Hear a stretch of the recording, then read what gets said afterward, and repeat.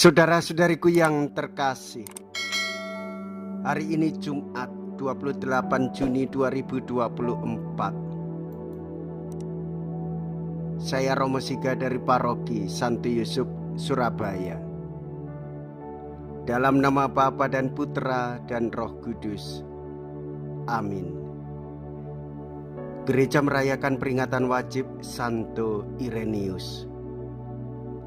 Ireneus diakui sebagai teolog dan saksi tradisi kuno gerejani. Di Smyrna ia belajar pada uskup Polikarpus. Ia masih mengenal Rasul Yohanes.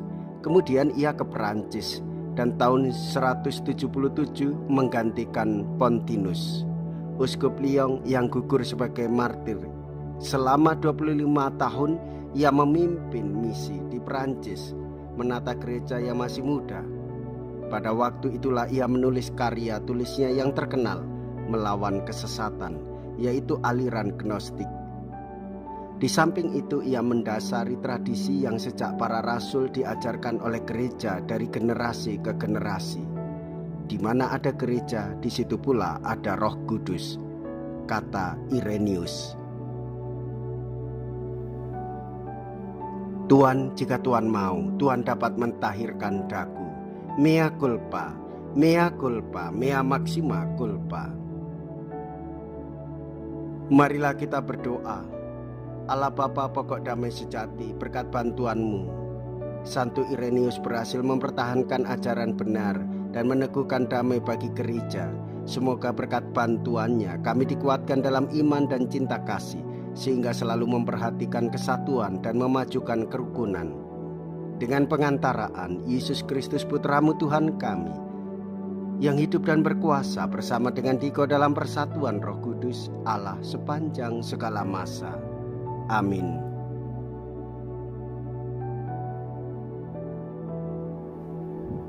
Tuhan bersamamu dan bersama rohmu. Inilah Injil suci menurut Matius.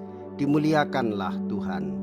Matius bab 8 ayat 1 sampai dengan ayat 4. Setelah Yesus turun dari bukit, banyak orang berbondong-bondong mengikuti dia.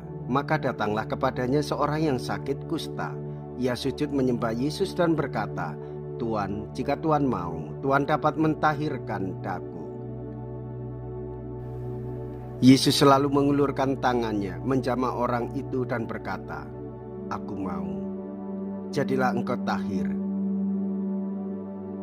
Seketika itu juga tahirlah orang itu dari kustanya. Lalu Yesus berkata kepadanya, "Ingatlah, jangan engkau memberitahukan hal ini kepada siapapun, tetapi pergilah, perlihatkanlah dirimu kepada imam dan persembahkanlah persembahan yang diperintahkan Musa sebagai bukti bagi mereka." Demikianlah sabda Tuhan. Terpujilah Kristus.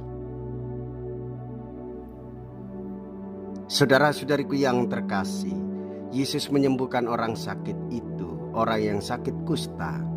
Yesus juga menghendaki supaya kita mengalami kesembuhan dari segala persoalan, dari segala kemalasan, dari segala ketidaksetiaan akan kasih Allah. Yesus menghendaki supaya kita hidup dalam martabat luhur dan hidup baru dalam kebersamaan dengan sesama dalam komunitas. Maka Bapak Ibu saudara-saudariku yang terkasih, hendaknya kita menyadari bahwa selalu kita aktif dan mendekat pada Yesus Kristus, supaya kita disembuhkan, supaya kita dibebaskan, supaya kita mendapat kasih dan pengampunan dosa. Belas kasih Yesus selalu menghidupkan kita untuk selalu aktif dan men-sharingkan pengalaman hidup kita bersama Kristus kepada sesama. Jikalau kita berani hidup menderita dalam Yesus, maka kita akan dipermuliakan di dalam Kristus.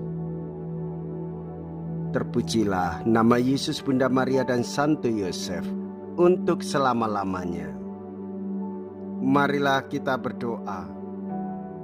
Allah Bapa pencinta damai, sudilah kiranya memperkuat iman kami dengan sakramen kudus.